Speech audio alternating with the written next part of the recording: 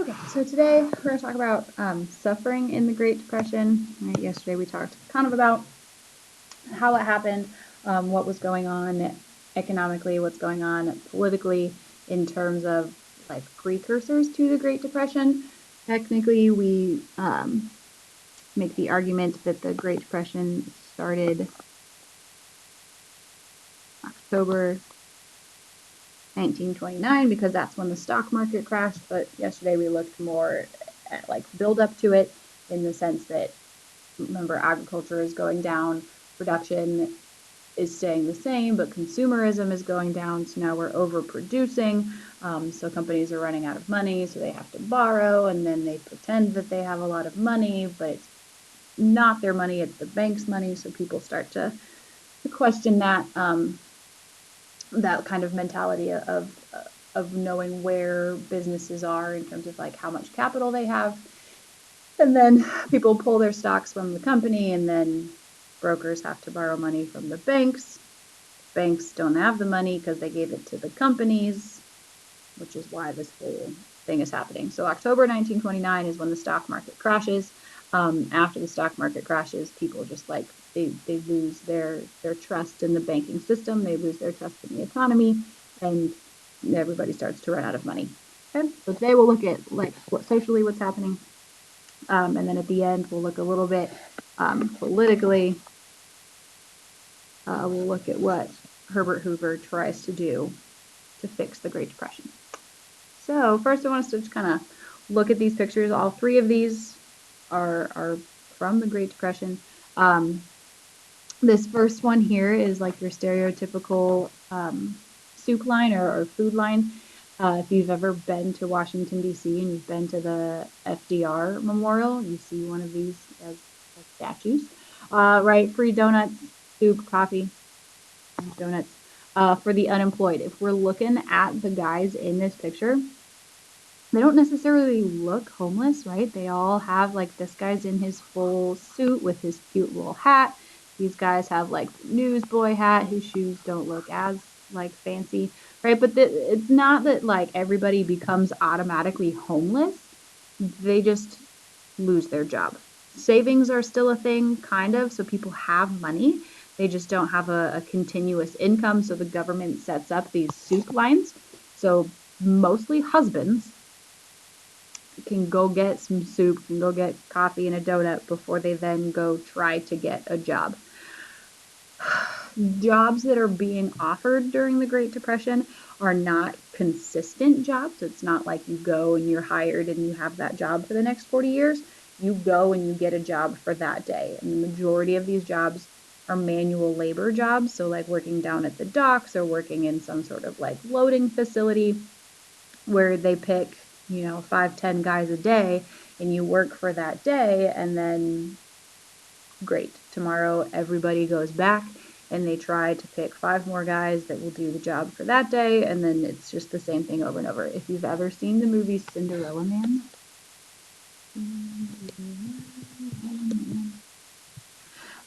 with what's his name? Russell Crowe, the boxing movie. Um, they have a good example of what that looks like when he goes down to the docks and he tries to get a job. Okay, so we have Susan. This one here, these two guys, they're carrying like a walking resume, like a sandwich board, right? They want a decent job. They're telling everybody that they're a family man, right? They have families, they have kids, meaning that they're trustworthy people. This guy is a war vet, okay? So he obviously loves America. He loves our way of life. He loves our society. So you don't have to worry about like him being a communist or anything like that. He went to college, so he's smart, and he's a native Chicagoan, right? This is still in the time where we have a lot of fear about people from other countries. And what that morphs into is a fear of people from other cities.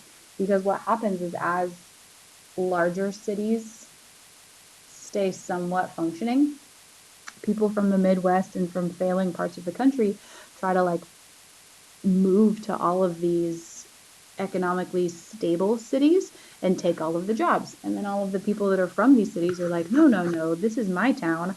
I'm a native Chicagoan. I should get the job before you. You're some guy from like Missouri. Nobody wants you here. Go back to Missouri. Okay, so these guys put on their best clothes. He's got his cute little bow tie, which, gentlemen, if you can't tie your own bow tie, you need to work on that. That's a skill everybody should have. Clip-ons are lame. Tie your tie. Anyways, it's a walking resume so that as they're just like walking around town, they don't have money to print out resumes. And then they can just walk around and be like, hey, look at me. I'm Joe Schmo and I want a job. And look how fancy I can dress. Okay. And then lastly is this one over here. It also is a soup line. It's a little bit different. Okay. You notice this top picture? One, they're all white. Okay. This second picture, African American. So segregation is hardcore still a thing. The ironic thing about this picture is that they're standing in front of this big poster that's like, yay, standard of living. It's the American dream. You can own a car and have 2 kids and a dog and like go on vacation and everything is great. Just kidding. You're going to stand in a line all day hoping that you can get like a couple of groceries. Okay. We have men and women in this bottom picture. We have kids in this bottom picture. So kids aren't at school. And everybody's just like hoping for the best. And once like they run out, like if they run out after her, okay, all of these people get nothing. Rationing is kind of a thing, but not in the sense that like everybody gets a little bit. It's just you get some, and then once you're out, and wake up earlier the next day to try to get closer to the front of the line. All right, so cities. This idea of a shanty town, also called a Hooverville. Everything is blamed on Herbert Hoover. Remember, he didn't really start the Great Depression. It's not his fault. Everything's happening before he's even elected president, but he's the president, and so he gets blamed for everything because that's just what we do. When something goes wrong, we look for someone to blame. He's the president. He's in charge, so we blame him. Okay? So they're called Hoovervilles as like sort of mocking him.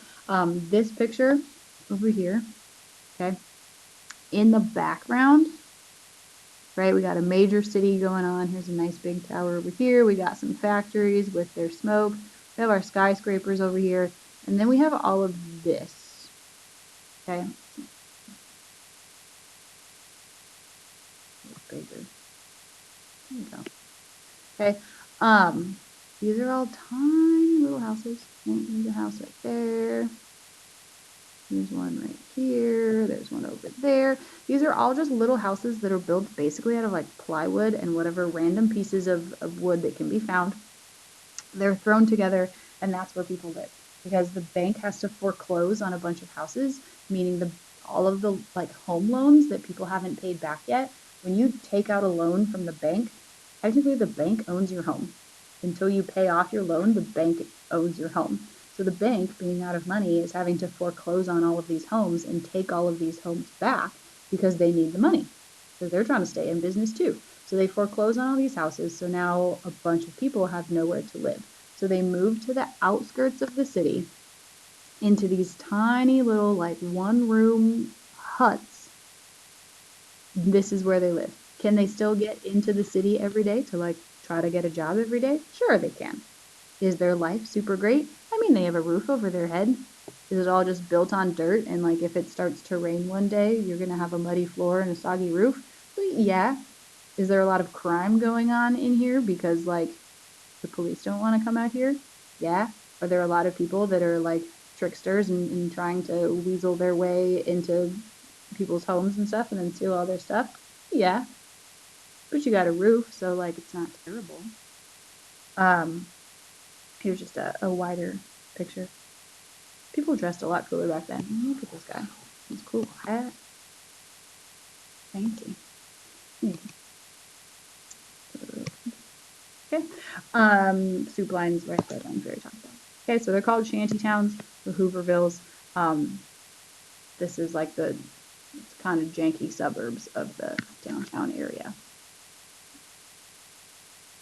So, psychological impact. Um, Psychological impact is a lot. It's rough. It's not easy to just like everything's hunky dory and super great one day, and then the next day the bank takes your home back. Your husband doesn't have a job, and you have no income. So 300,000 hobos. They're not technically homeless. Okay. Um, they just don't have a job and like kind of they usually live in a shanty town and they bounce back and forth trying to get a job. They still kind of are together, but not really. It's like a step above homeless. Um, this idea of shame, I'm going to come back to down here. Okay. So children, kids in the 1920s and the 1930s get the fuzzy end of the lollipop or the short end of the stick. Kids have low immune systems, right? Like if there's a baby and you have a cold, everyone freaks out if you go near the baby because they don't have the immune systems to support like fighting off germs. Um, Babies also have to eat like a lot of fruits and vegetables. That's why baby food is always like mashed sweet potatoes and carrots, not sugar, because babies need that like the nutrients to be able to grow. Okay. They don't have that anymore because parents can't really like afford to buy a lot of fruits and vegetables. They can't afford to buy enough to feed everybody well. So a lot of kids get disease. A lot of kids die because of food, because of a lack of sustainable food. Um, yeah, they're also not going to school because parents can't afford school. Also, schools are closing. So now you just have a bunch of hungry children at home. And they become this idea of Hoover tourists. These are mostly teenagers, okay? Teenagers who are not at school, but their parents don't want them at home because if they're at home, then they're going to like use electricity and heat in the winter. And we don't want that because that costs money. So they're not supposed to be at home, but they're not supposed to, they can't work. They're not at school. So they become tourists and they'll like hop on a train um, and just like go to the next city and bum around that city for a little while and see what there is to see in that city and cause whatever trouble it is they want to cause in that city.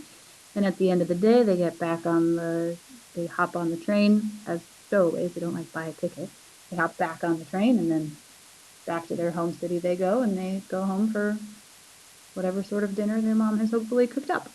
Um, Speaking of food, um, here's story time with Miss Dossett. My grandpa was born in 1926. Okay, so like right before the Great Depression, like really hits a high note. His favorite, he was born in San Diego. Okay, San Diego was affected by the Great Depression. It was a thing. It happened here too. His favorite dish, his whole life, was this thing called SOS. Okay. SOS is a meal, I guess. You take bread, whatever bread you can find, and you toast it up. And then you take canned beef, and you take the beef and you put it in a pot and you like cook it a little bit so it's hot, and then you throw just a little smidge of flour in there to make the juices thicker so that it's kind of a gravy. No salt, no pepper, no spices, nothing like that. Just canned beef and some flour. You cook it all up so it's nice and brown and kind of thick, and then you take your toast and you plop it on the toast. Okay. Um, Something on a shingle, SOS. It's not actually something. You can figure it out what the first S is because you're smart. So it's just this brown goop on a piece of toast. And that was his favorite meal his entire life. It's disgusting. I was planning on making it for you, but I can't because we're here. But um, that's it. It was cheap to get canned beef. It could last forever. So when your husband did get a paycheck, you would just go to the store and you'd get some canned beef. Bread, right? Carb loading. It fills you up for a little while. So that's what people ate every day, all day, just like brown goop if you were lucky. So the psychological impact, a lot of husbands commit suicide Because in the 1920s, there's this expectation that if you're the man of the house, like it's your duty, it's your job to support your family. That's your role. Your wife is the one, she's the homemaker, she takes care of the kids, and your job is to have a job and to bring money home and to support and care for your family. And they can't. And a lot of men don't know how to deal with that and they don't know how to handle it. So a couple things happen. One, families start to worry that they're not going to be able to support their kids. So families will like send their children to a relative in some city that's not as like hit that's not hit as hard by the depression. So if they have like a cousin in a major city that still has some kind of money, parents will like ship their kids off to that family member or a couple different family members and like split the kids up if they need to so that the kids still have some sort of like healthy lifestyle while the mom and the dad stay home and like try to get a job. Um, Another thing that happens is that like women will try to get a job, but that doesn't really happen. If you're able to keep your home, if the bank's not foreclosing on your home, a lot of people will like move all of the kids into one room and then rent out all of the other bedrooms to um, people who like now don't have a home. So they basically become like boarding houses kind of a deal. And then you have a little bit of income. You all share in buying groceries. You all share in like electricity bills and stuff. So it's a little bit cheaper for like the single people. It's cheaper than owning your own home. And for the actual homeowners, they then have some kind of income because they're charging rent for all of their little rooms.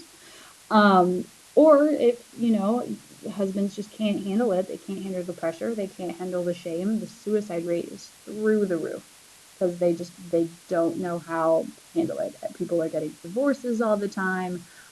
Families are just ripped apart because of the huge economic struggle and hardship that it's creating that people can't handle.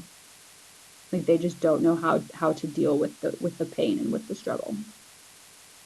Here's mom. She's got her three kids. There's one hiding down here. Okay, so the Dust Bowl. Um, the Dust Bowl is like one of the craziest things that has ever happened in the United States in terms of like natural disasters. So all through here, these are called the Great Plains because it's flat and that's where like all of the farming takes place in the United States because it's flat. It's a relatively like normal temperatures and it's really easy to grow things. So what happens, imagine you're a farmer, the only way you make money is if you like grow things and sell them. So all of the farmers in this central area are overproducing on the land. They're constantly trying to grow things so that they can sell it to grocery stores and make money. Great. Problem is that we're also in a drought. So if you've ever like taken dirt and when you plant something in dirt, it sucks all the nutrients out of the dirt, so it ends up like dry. And then if you dig it a little bit more, it just is more dry. And then you try to plant something in dry dirt, right? If you don't water plants, they die. So we're in a drought. We're over tilling, over producing on the land. So it's a lot of really loose, really, really dry dirt. And then we also have a heat wave. So basically, here's your like science lesson of the day. This is the ground. This is the sky. Okay.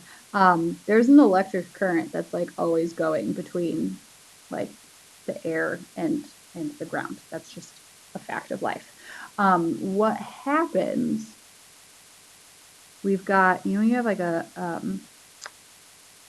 magnet and you like try to stick two magnets together and they like move apart from each other, they won't stick. That's what happens. We have all of these like positive electrons coming from both the sky and the dirt.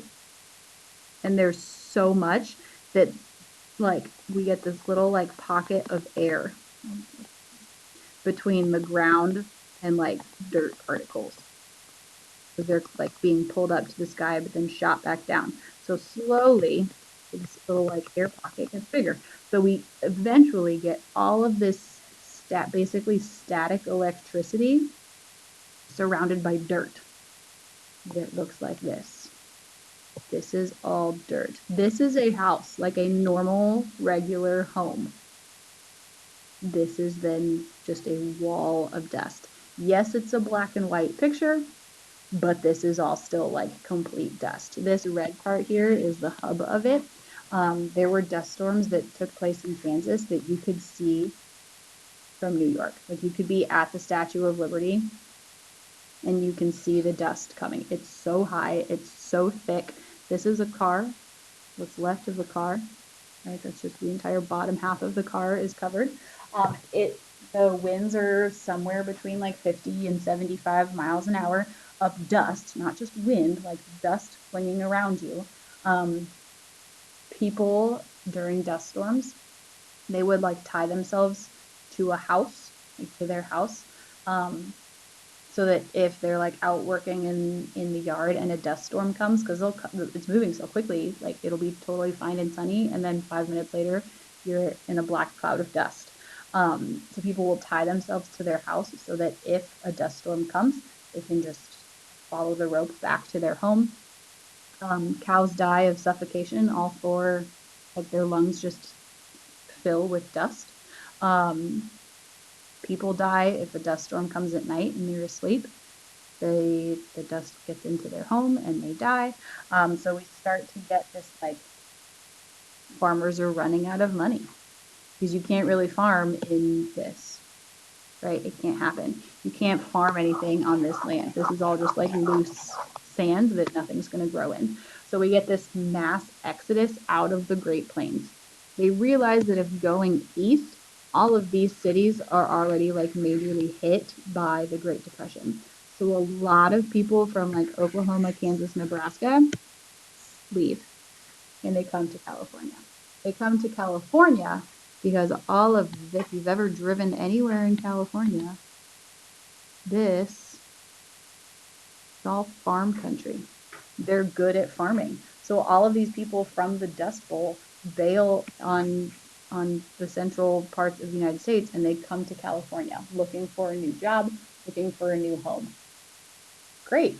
Except that people in California are like, no, we want all of our farming jobs to go to native Californians. You don't know how to grow grapes. You only know how to grow corn. You can't have a job here.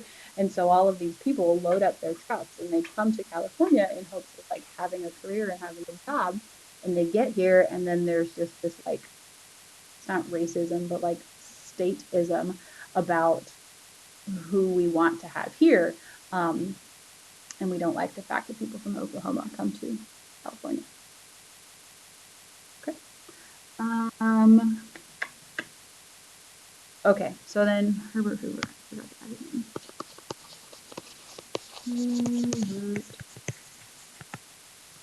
Hoover. Herbert Hoover, he has to figure out what to do. Right? He's the president. It's his job to fix this. That's his role. So his first plan is like get people jobs. Herbert Hoover does not want to just give people money.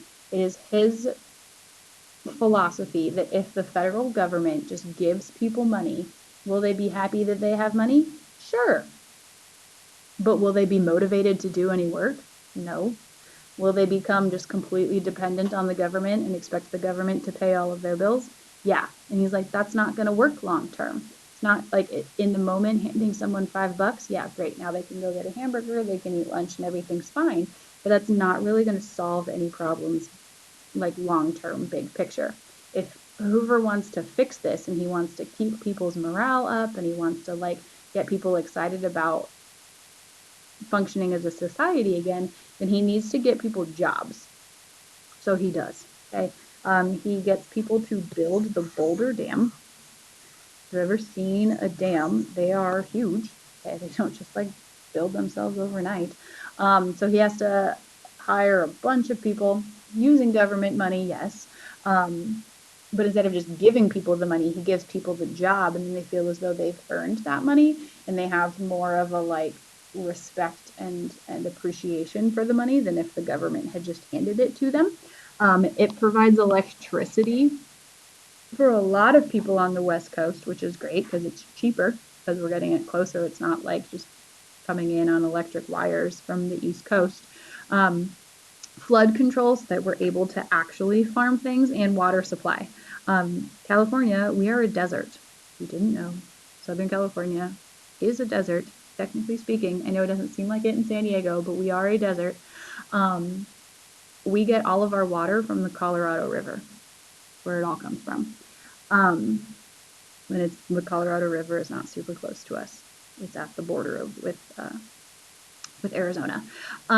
So we're able to get water that's significantly closer to us, which makes it cheaper and easier to get. It gets people jobs. It gets people like excited about the fact that maybe we can get out of this Great Depression. We have food now, we have water now, we have cheaper electricity, and dad's got a job. So like everybody wins. Okay. Secondly, the Federal Home Loan Bank Act.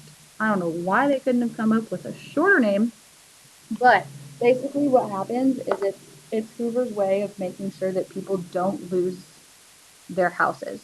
So the way that it works, if you want to buy a house, unless you're like Richie Rich and you have a bunch of money, you're going to need to take a loan out from the bank. You have to pay that money back to the bank. That's your mortgage. That's how you pay it back, your monthly mortgage. What the federal government does is it takes that mortgage, and it, instead of like having you pay it all off in 10 years, it lowers the amount of money that you have to pay each month, but you're now paying it for like 30 years instead of 10 years. So he allows people to keep their homes because he's dropping mortgage rates, but now they're going to be paying, 3-4 times as long. But people would rather do that. They'd rather pay a little bit for 40 years and keep their home than not be able to, make the payment each month and lose it. Does that make sense? Um, and then lastly is the Reconstruction Finance Corporation, which basically says like, hey, businesses, we as the federal government will give you money. You as the business then are going to let that money trickle down to the people. So I as the federal government give $2 billion to a business. And I say, hey, Mr. CEO man, use this $2 billion to hire a bunch more workers. Great, right? It gets people excited. A bunch of people now have jobs. Everybody's super pumped. We're going to fix the economy and everything's super great. The problem is that Mr. CEO man is like, great, the government just gave me $2 billion. Thanks, have a nice day. And he keeps the $2 billion. So in theory, trickle-down economics is great because it gets people's morale up, it gets people excited, it gets people jobs. But in actuality, all of the big business owners keep this money. So the rich really do get richer while the poor get poorer because this money never actually makes it all the way down. Okay. This idea comes back in the 80s with Reagan. Called Reaganomics then. But all right. Lastly, Hoover, right? He doesn't want to just have like government handouts to everybody because that's not going to fix anything. He wants to get people jobs. He wants companies to work together. He does not want the government to step in. His job is to make sure that like poverty doesn't exist and that American citizens don't like have need for anything, but it is not the government's job to just give people money. That's called welfare. And that's not the government's job. The government's job is to like hype people up, because if we just hand stuff, people are going to get depressed and be like, I'm so lame, I can't even get a job. The government has to pay me. People respect their money and they like use their money a lot better when they've earned it, right? You're like, this is mine. I did this job, and I got this money. This doesn't really work. Long term, this works, but we're in such a deep economic hole that this doesn't totally fix it right away. So when FDR becomes president after Hoover, he does basically the complete opposite. Okay. We'll talk about FDR tomorrow. This is it for today. It's important to remember Hoover, no government handouts. Government handouts are bad. And yeah. that's suffering in the Great Depression. If you are bored this week, go find like a can of, you can just use ground beef. They don't really sell chucked beef anymore, but just get some ground beef, cook it up in a pan, add some flour to like make it a little thicker, and slap it on a piece of toast. Let me know what you think of it. Super good. All right, that's that.